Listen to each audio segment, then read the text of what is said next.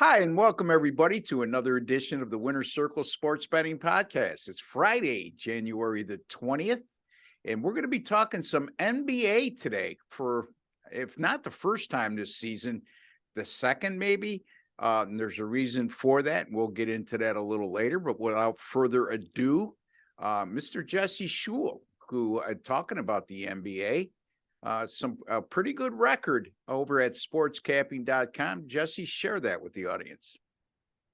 Well, Ross, if you look at their all-time win percentage record, I would rank number two technically. But if you look at the guy who's in number one, his record only dates back to 2021, whereas mine dates back to 2016.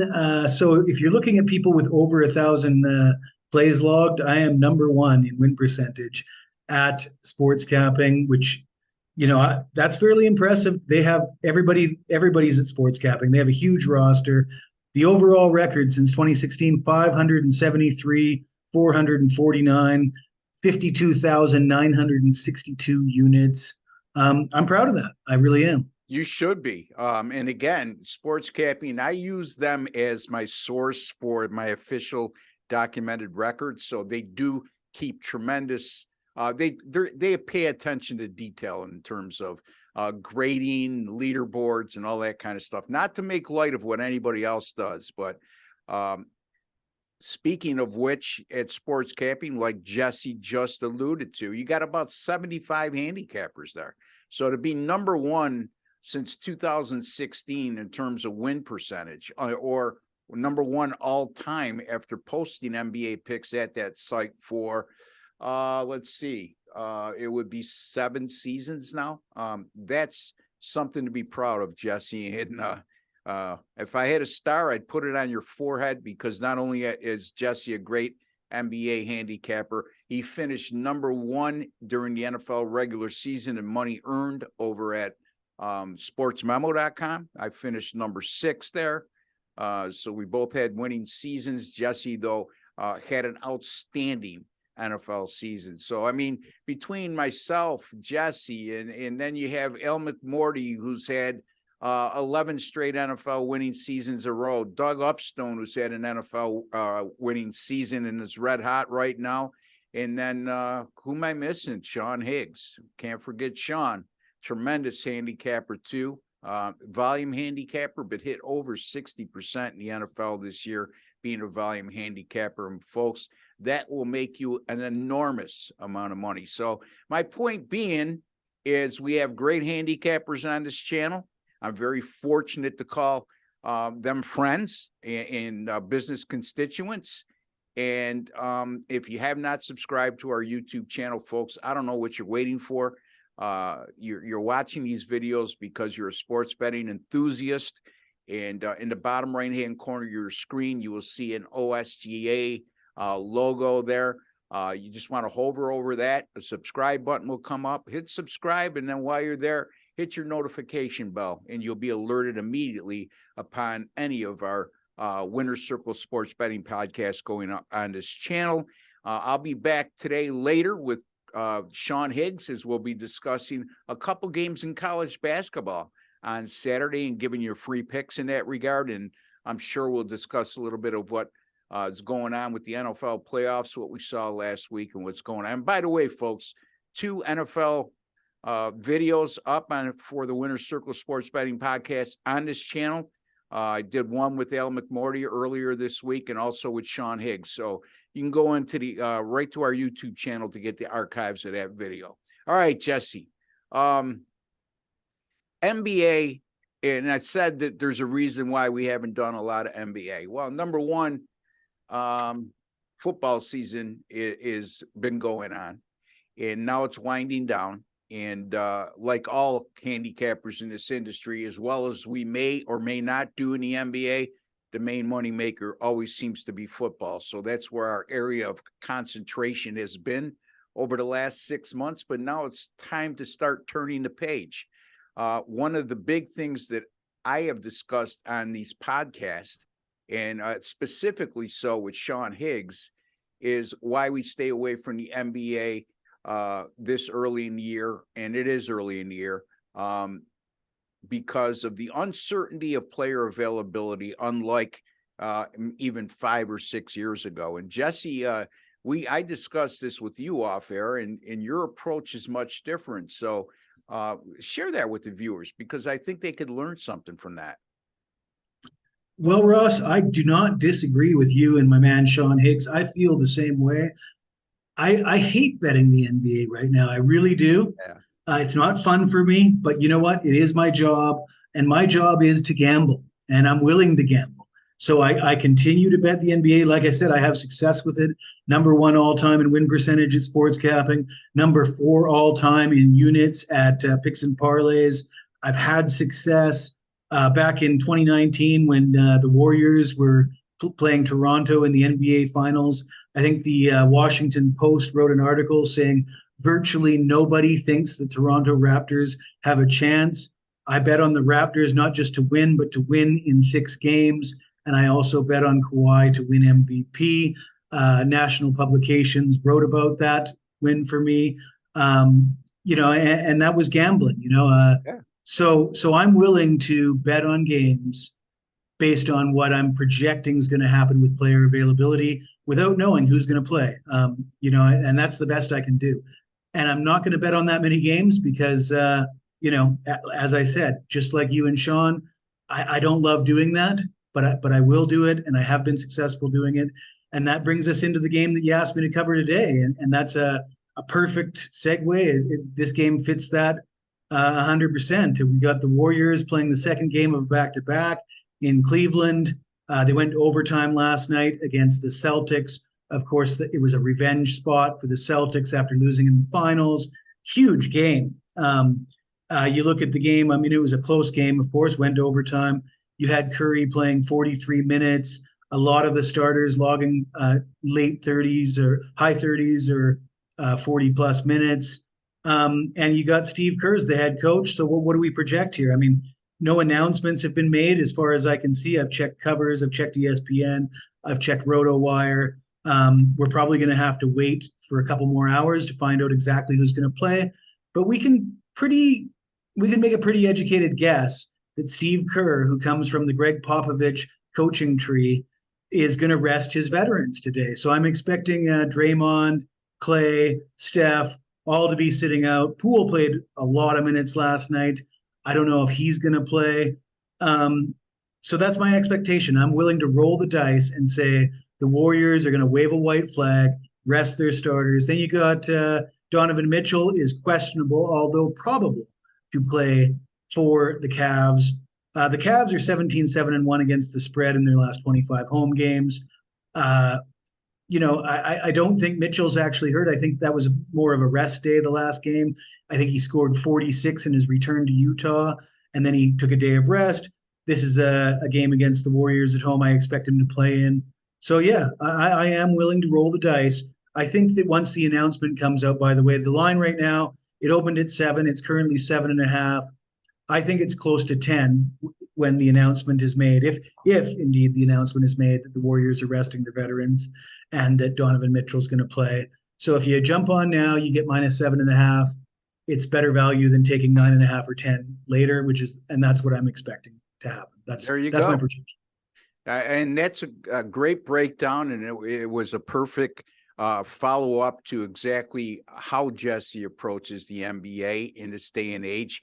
Boy, Coach Popovich, I remember the days when Tim Duncan and those cast of characters there, when they were winning world titles on a regular basis, used to make everybody pull their hair out because he would decide to rest his key performers on certain occasions, like an hour before game time, which all of a sudden then you saw a dramatic switch in the line, obviously. And it almost led everybody to not even touch San Antonio game because there was no pattern either, Jesse. You know what I mean? He'd play these guys in back-to-back nights, and then with 3 days rest, he would give them the day off. So it could create a huge dilemma for not only sports handicappers, but sports bettors in particular. And we don't have the luxury of giving out picks like an hour before, because in our business, if you do that, you're not going to make any money. You'll make a lot of money in your bets, but you're not going to make a lot of money in terms of selling picks to clients. So again, he likes the Cleveland Cavaliers, and I can't disagree with him. The Cavaliers are 19-4 at home, and if I recall right, Golden State has been very good at home, but actually terrible on the road, Jesse, if I recall. I think I'm not sure if it's still current, but they had the worst road record in the NBA as of a couple of weeks ago. One more thing, Ross, though. Yes, sir. Laying 7.5 with the Cavs. Before you do that, you should know Golden State has won 10 straight up against the Cavs. Yeah. So you're bucking that trend. But if Kerr does rest the veterans as I expect him to, that's not going to matter. Yeah, Golden State 5-18 straight up, and 7-16 ATS on the road. However, another key note with the Warriors, they've gone over the total in 17 of their 23 road games this year, actually 17-4-2 to the over. In Cleveland, like I said, 19-4 straight up and 16-7 against the spread. Now, remember, Jesse mentioned at Team Trend, you certainly can't ignore that, right? But by the same token, this version of the Cleveland Cavaliers is a much better version than we've seen in recent seasons. So keep that in mind, folks, when you handicap or are thinking about betting this game and taking Jesse's advice. All right. So the Knicks at Atlanta is my game. Atlanta right now is a 2.5-point favorite. The Hawks are coming off a 130-122 upset win at Dallas on Wednesday night, and they did so as a 2.5-point underdog. However, since the start of last year, interesting here that when the Hawks come off a straight up underdog win or an upset win, whatever terminology you would like to use, they've gone 4-15 ATS and 5-14 straight up in the following game since last year. So to clarify again, the Atlanta Hawks are 4-15 against the spread and 5-14 straight up since the start of last season, following a straight up underdog win. The Hawks do come in on a 4-game win streak. However, in their last 4 at home, they're just 1-3 straight up. The Knicks, on the other hand, have gone 4-0 straight up in ATS in their last 4 on the road and won those contests by an average of 10.3 points per game. Since December 4th of 2022, the Knicks are 5-0 against the spread and 4-1 straight up as an underdog of 2.5 or greater. So they've thrived in it. They're not in that role very often, as you could see, because we're going back somewhere around 6 weeks. But over that 6 weeks period, they've covered on each occasion as an underdog of 2.5 or greater and actually won 4 of those 5 games straight up. On the other hand, the Atlanta Hawks are 0-5 against the spread and 1-4 straight up in their last 5 as a home favorite of -1.5 to 8. So I'm going to go here with the New York Knicks plus the 2.5 over the Atlanta Hawks. Jesse Shule, he likes the Cleveland Cavaliers -7.5 over the Golden State Warriors. And he says he expects this line to go to 9.5 or 10, possibly, depending on the status of Donovan Mitchell. So you might want to get down earlier than normal on this particular instance. Just a friendly reminder, folks, since December 27th, according to Sports Capping, where Jesse just mentioned his records, 37-22 in all sports. That's good for 63%. That'll make you an awful lot of money. My college basketball picks, 9-3 since Saturday and 42-29 since November 17th, which is good for 59%. And my football picks, combined college football, NFL, on a 40-26 run, which is good for 61% over the last 66 picks. Those are all documented by sportscapping.com. You can find those same picks that I post every day at every other website I'm on. And folks, if you go to rbwins.com, I'll even give you a guarantee. If you don't win, you don't make a profit, I will give you the guarantee that I'll credit back the amount of your purchase into your account. You could use it at any time toward any purchase you like. All right, Jesse, any final words? Just looking forward to the divisional playoff games tomorrow. Going to be a big day tomorrow. So, yeah, Yeah. stay tuned. So we did a NFL football forecast show for this weekend's games at Sports Memo yesterday. I do have that up at my Twitter page. It's at Ross Benjamin 1, at Ross Benjamin 1. And myself, Jesse Schul, and Kevin Thomas, we went over all 4 games and gave our leans and opinions on all 4. So you might want to check that out as well.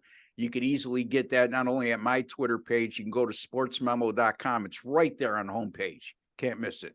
Football forecast show. So until the next time, for Jesse Schul, Jesse the Mule Schul, that is. And why do I call him the Mule? Because he sent me a video yesterday, and I'm going to post it sooner or later on this channel, where he did more reps at 225 pounds at 40, what years old?